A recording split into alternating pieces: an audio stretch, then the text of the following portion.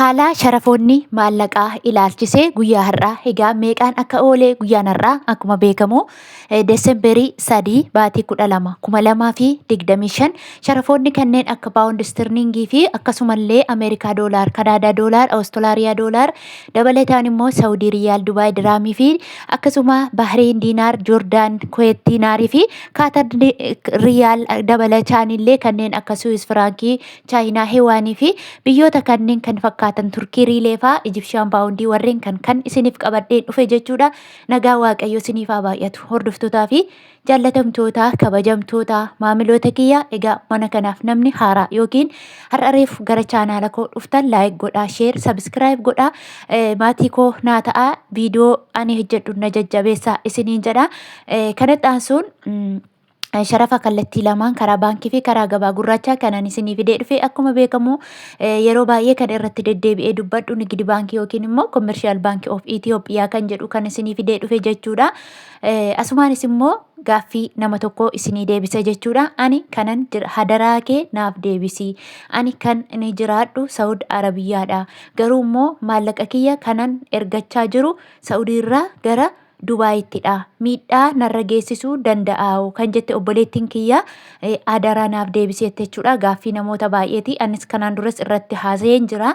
Egaa namoonni immoo haaraa waan ta'aniif gaaffii haaraa gaggaafachaa adeemu hunduma keessaniif isinii galuu danda'a jechuudha. Asirratti namni tokko biyya Saawud Arabiyaa taa'ee gara Dubaayitti yoo ergata ta'e baankii dhaqxee ofii kee kallattiidhaan baankii dhaqxee gara Dubaayitti dabarsita yoo ta'e maallaqni kee 3,000 hanga 3,000 gadi yoo ta'e birrii riyaala yookiin immoo birrii biyya kana taaskii kan sirraa kutu 170 ol sirraa kutaa jechuudha. Akkasuma immoo maallaqni kee immoo 3,000 irra ol darba yoo ta'e akka askeelii maallaqni kee baay'eettidha. Fakkeenya 3,000 yoo ergite hanga 175 akka sirraa mura akka ani argetti. Ammoo yoo 3,000 irra ol darbaa ta'e immoo hanga 3,000 hanga 6,000 akkas yoo ol ta'a ta'e immoo gara riyaala 300 ol sirraa kutaa jechuudha. Inni kun immoo asitti sirraa kutaa hamma kana aqee Dubaayitti illee immoo birriin Saawudii fi birriin Dubaay saantima wal caala jechuudha. Yeroo daldalaan erguudhaa garmalee wal caala malee akkaataa jijjiirraa maallaqa baankiitti saantima xiqqishuu tokko wal caala jechuudha. Kanaaf gaafa aqee achittis immoo sharafamu inni iskeeliinsaas jalaa gadi bu'aa darbee achittis dhaqxeet immoo taaskii yookiin immoo mashwaara dirhama 20 kaffalta. Kana keessa deemsa keessa aqee maal ta'a sharafuma biyya Saawudii jirtu kana sii ta'a jechuudha. Ammoo yoo akka tasaa ta'e madaamiin kee mana teessee akkaawuntii isheetiin yookiin immoo bilbila isheetiin moobaayil baankii kan ishiitiin gara namicha isa Dubaayii jiru moobaayil baankii irratti yoo siif dabarsite immoo riyaala 42 saantima wayii fi 48 hanga 50 kana gidduu mura jechuudha. Yoo birrii baay'ees ta'e birrii xiqqoos ta'e ani kanan arge akkasi. Yoo madaamiin kee kallattiin gara Dubaayitti akkaawuntii namaarra sii galchiti ta'e weel xuruudha homaa tokko miidhaa sirra geessisu hin qabu jechuudha. Garuu immoo baankii deemtanii hanga kana kukkuttan yoo ta'e immoo gatiin qabu wal madaalaadha isiniin jedha. Dabalataan immoo daldalaa yookiin namicha ati irratti ergattu amanamaa ta'uu dirqama qabaa. Nama sana beekuu qabda, suura isaa beekuu qabda, akkaawuntii isaa, adireesii isaa, namni sun eessa akka jiraatu nama irratti ergitu beekuu qabda. Akkasumatti callistee daldalaan kun hin erga Dubaay irraa ergachuuf callistee as teessee achitti yoo ergite ati Saawudii keessa jirtaa seeraan illee qabsiisachuuf baay'ee ulfaata. Madaamiin kee illee sii qabsiisuu dhiisuu dandeessi. Garuu biyya ati jirtu keessa yoo ta'e nama seera qabeessa yoo ta'e madaamii kee yoo himte daqiiqaa tokko keessatti qabsiistee harkaa akkaawuntii namicha sanarree irratti cufsiisuu danda'u, namicha kanallee adabsiisuu ni danda'u jechuudha. Kanaaf gaaffii namoota baay'ee ta'ee jira.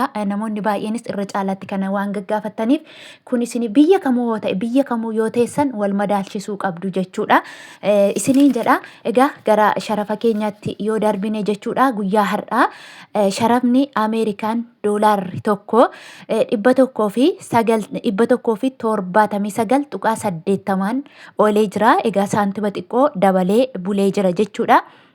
Akkasuma immoo karaa baankiidhaan immoo Ameerikaan doolaarri tokko 151.30 oolee jira. Inni itti aanu immoo Suwiis firaankiidha. Suwiis firaankiin tokko karaa gabaa gurraachaatiin 221.96 oolee jira. Akkasuma immoo karaa baankiidhaan immoo Swiss firaankiin tokko 184.86 oolee jira. Inni itti aanu Swiidin kiroon tokko karaa gabaa gurraachaatiin 18.24 oolee jira jechuudha. Akkasuma yuuroodha.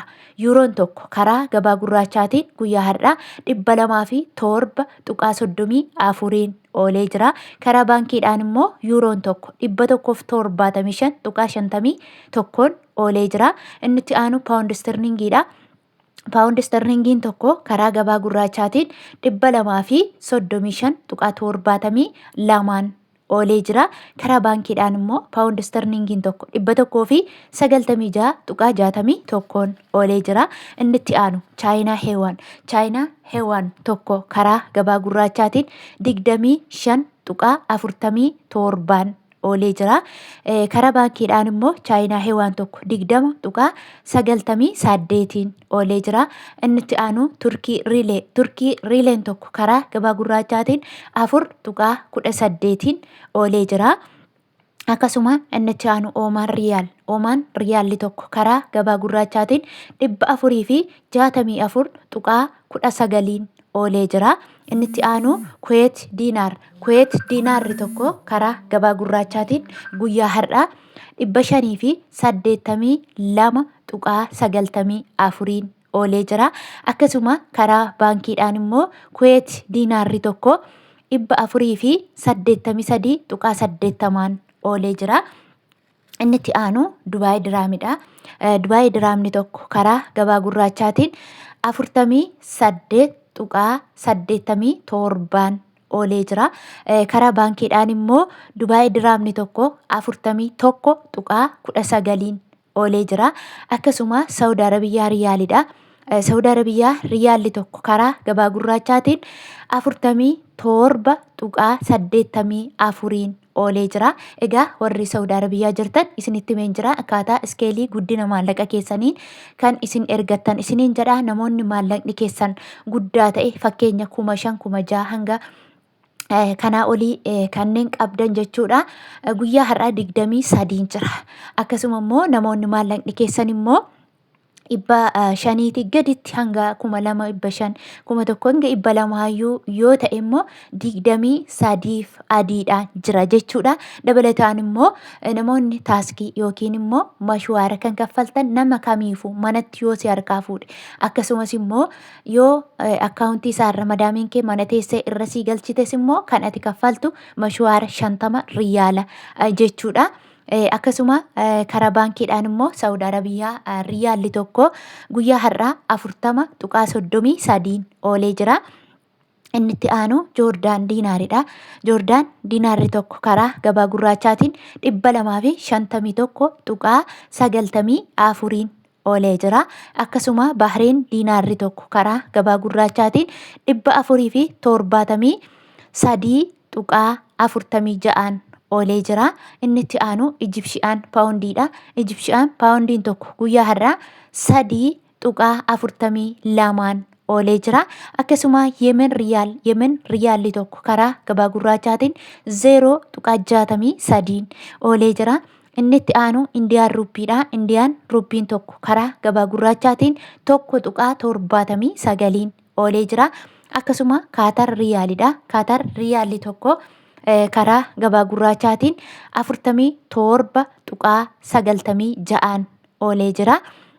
Akkasuma inni itti aanu Kanaadaa doolaaridha. Kanaadaa doolaarri tokko karaa gabaa gurraachaatiin 126.81 oolee jira.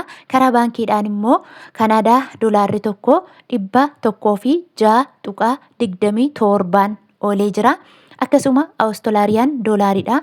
Awustiraaliyan doolaarri tokko karaa gabaa gurraachaatiin 116.37 oolee jira. Karaa baankiidhaan immoo Awustiraaliyan doolaarri tokko 97.22 oolee jira jechuudha.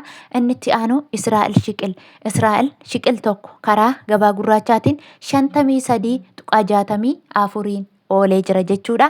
Egaa hordoftootaaf jaallatamtoota kabajamtoota maamiloota kiyya viidiyoo ani isiniif qabadhee dhufe kana fakkaata jechuudha. Namoonni viidiyoon koo isinitti tole laayik gochuu hin dagatina akkasuma sabskraayibii illee godha akka viidiyoo yeroo ani lakkisu kallattumaan isin bira ga'uuf jechuudha. Dabalataan immoo laayik yeroo gootan immoo obboloota keessan bira ga'a buus ta'a viidiyoon jechuudha. Laayikii kaffalatoon taane obboloota keessan bira akka ga'u ni taasisa jechuudha. Akkasuma gaaffii qabdan immoo qeeqa qabdan akka dabalata yaada yoo qabaattan immoo koomentii jala kaa'uu ni dandeessu siniin jedha. Turtii biraa yookiin immoo viidiyoo kara biraatiin hanga walitti deebinutti turtii gaarii isiniif haa ta'u. Nagaan oola. Nagaan bulaa moo nagaan oola? Barfadhiin jira waan ta'eef nagaan bulaadha.